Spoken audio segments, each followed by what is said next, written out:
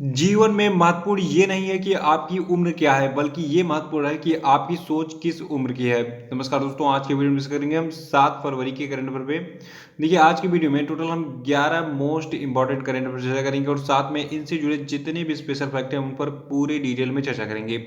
और इस वीडियो के लास्ट में आपसे 5 क्वेश्चन पूछाएंगे और कल के वीडियो के लास्ट में जो 5 क्वेश्चन पूछे गए थे उनके आंसर बताए जाएंगे। तो शुरू से लास्ट तक वीडियो में रहिए और इस वीडियो को पूरा देखने के बाद आप इसकी पीडीएफ फाइल भी डाउनलोड कर सकते हैं नीचे डिस्क्रिप्शन बॉक्स में और हमारे टेलीग्राम चैनल पे। दोनों जगहों पे आपको इस वीडियो के पीडीएफ मिल जाएगी।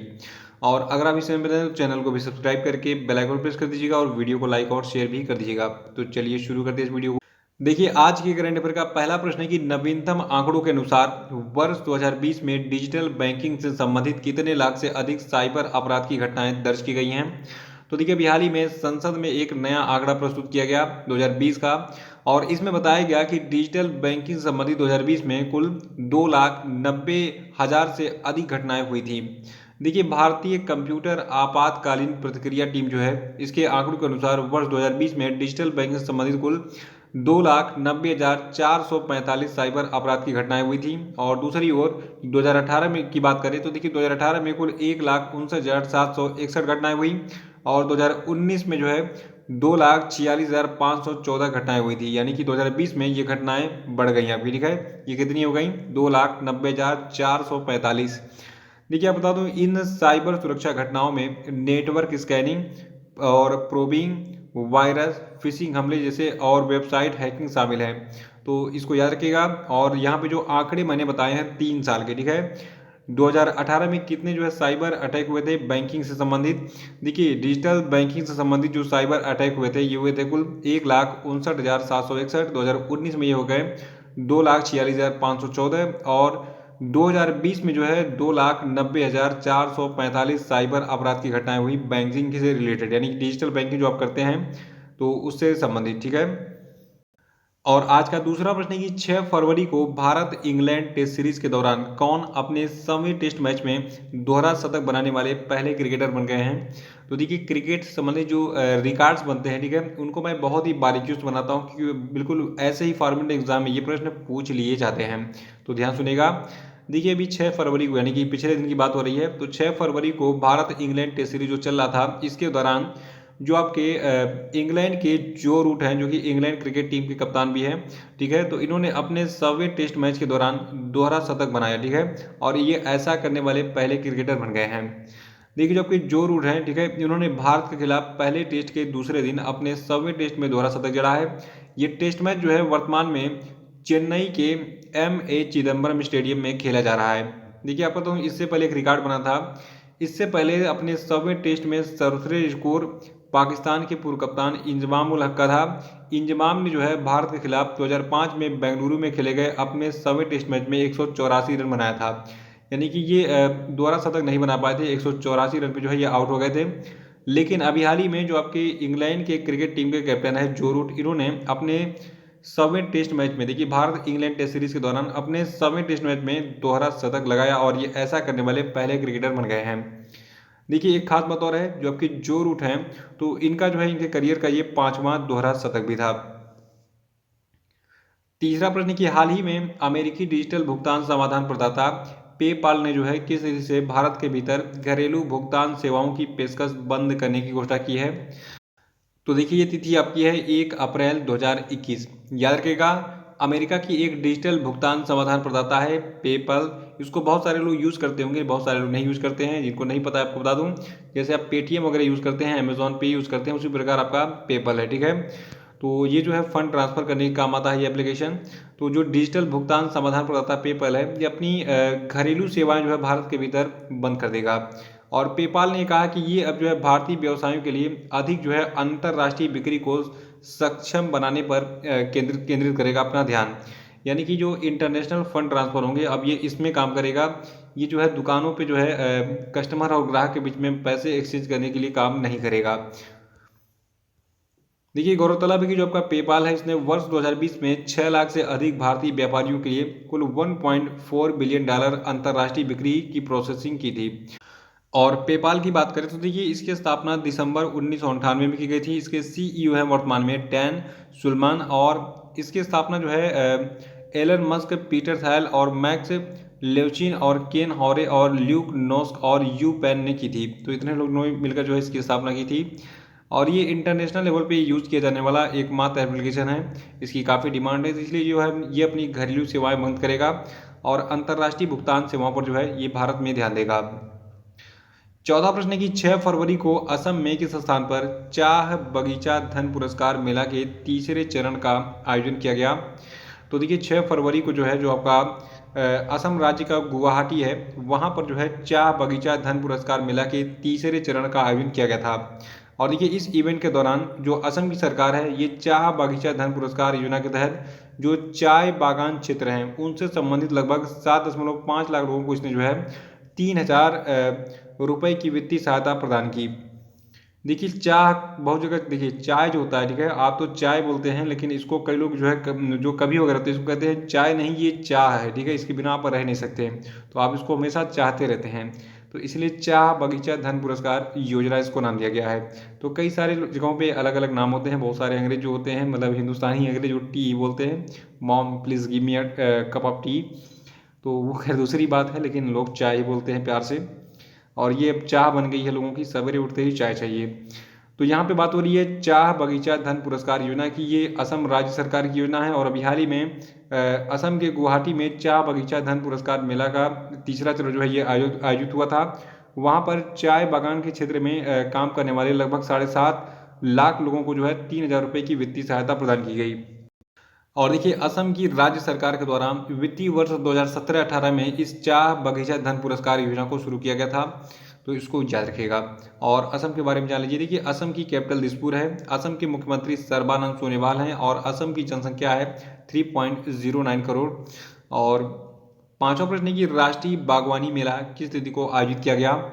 तो देखिए राष्ट्रीय बागवानी मेला को 8 फरवरी 2021 को आयोजित किया गया था। आपको बता दूं जो आपका राष्ट्रीय बागवानी मेला है देखिए अभी 8 फरवरी आया नहीं है तो ये एडवांस करंट अफेयर है मतलब 2 दिन मतलब 1 दिन पहले ही मैंने आपको बता दिया।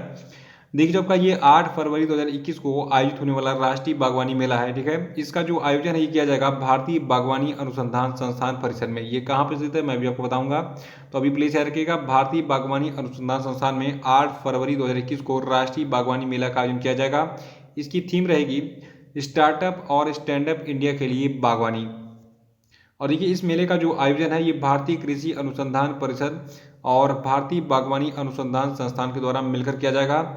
और जो आपका भारतीय बागवानी अनुसंधान संस्थान है इसके बारे में थोड़ा सा डिटेल में जान लीजिए जहां पर इसका आयोजन किया जाएगा।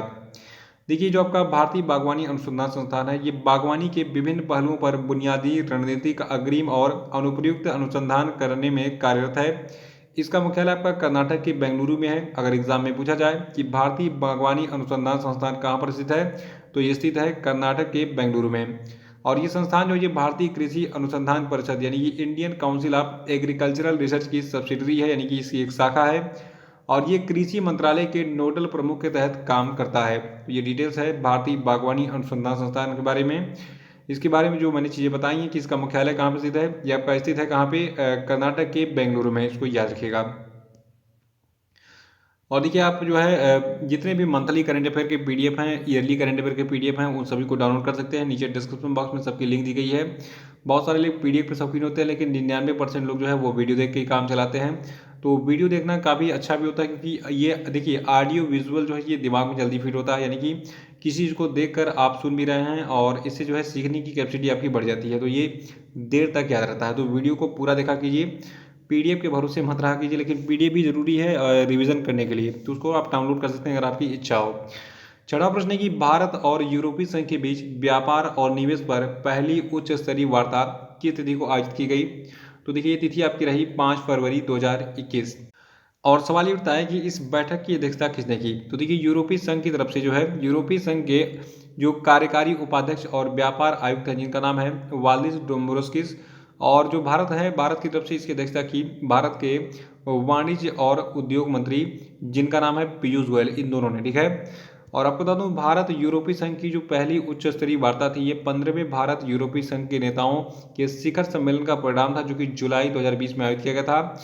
और देखिए जो वर्तमान में ये बैठक हुई है तो इस बैठक में जो है दोनों देश के नेताओं ने जो है कोविड-19 के बाद एकजुटता और वैश्विक सहयोग के महत्व को बढ़ाने पर बल दिया।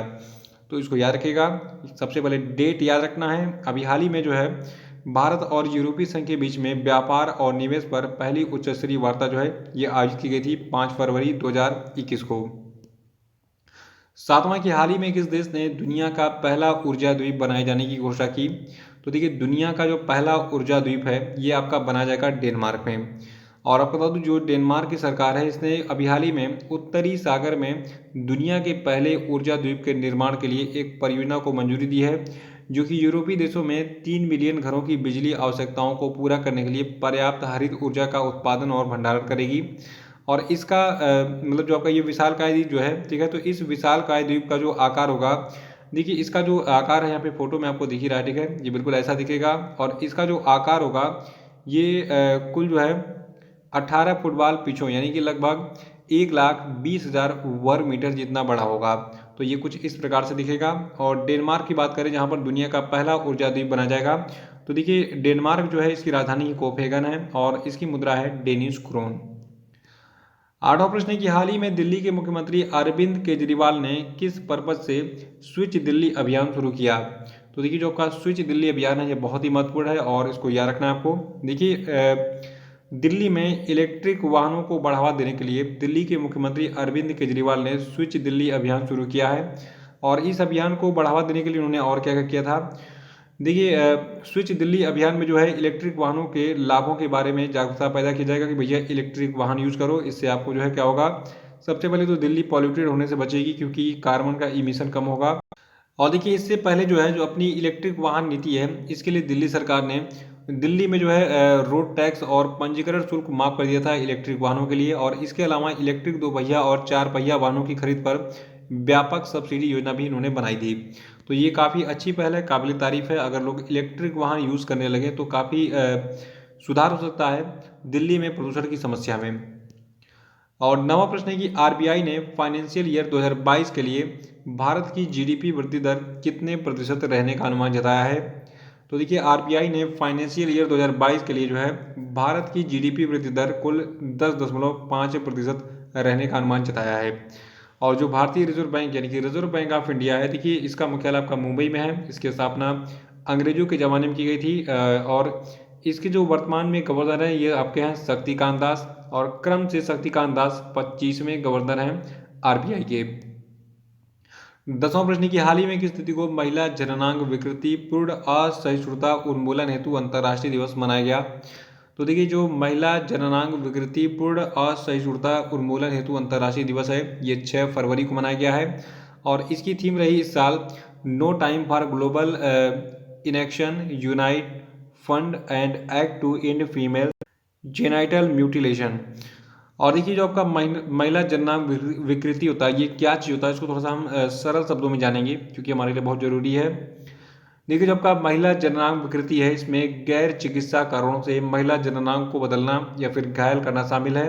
और इसे अंतर्राष्ट्रीय स्तर पर मानवाधिकारों, स्वास्थ्य और लड़कियों और महिलाओं की अखंडता के उल्लंघन के रूप में मान्यता प्राप्त है।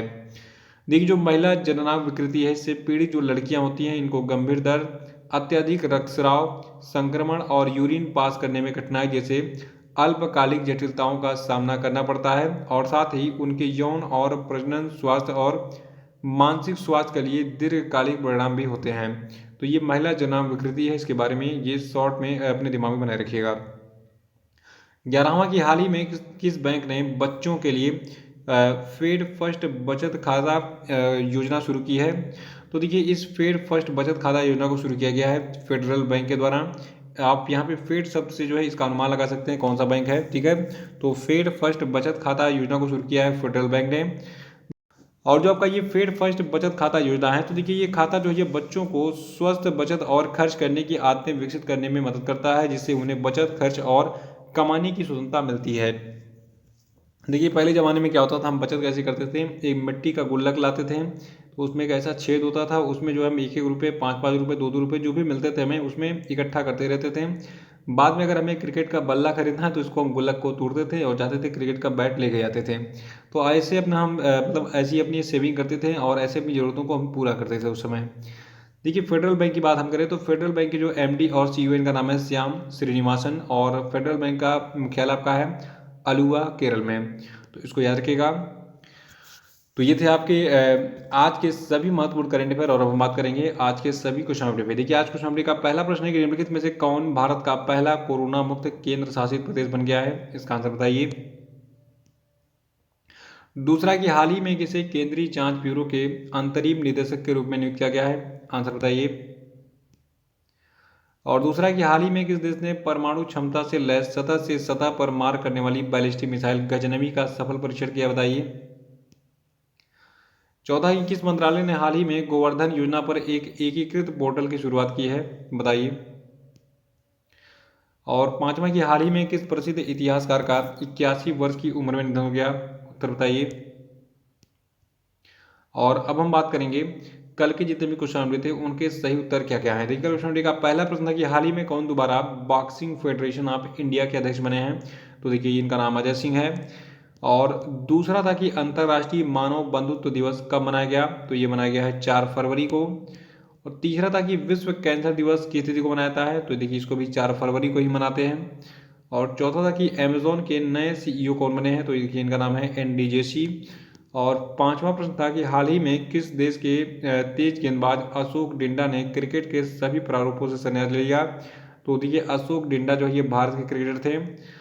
और इसी प्रश्न के साथ आज का वीडियो ही समाप्त होता है। आपको आज 2 काम पहले कर लेना है, जो फेसबुक पेज की लिंक दी गई इसको तुरंत क्लिक करके ज्वाइन कर लीजिए, और टेलीग्राम चैनल को ज्वाइन कर लीजिए ताकि आपको सारे पीडीएफ के लिंक और जितने भी पुराने वीडियोज़ हैं उनकी लिंक आपको मिल जाए यहाँ पे, ठीक है। और वीडियो को तुरंत लाइक करके इसके लिंक को कॉपी कीजिए और अपने सभी व्हाट्सएप ग्रुप में, फेसबुक पेज पे शेयर कर दीजिए। जो लोग नए हैं वो चैनल को सब्सक्राइब भी कर लेंगे। तो इसी के साथ बहुत धन्यवाद, thank you and have a nice day.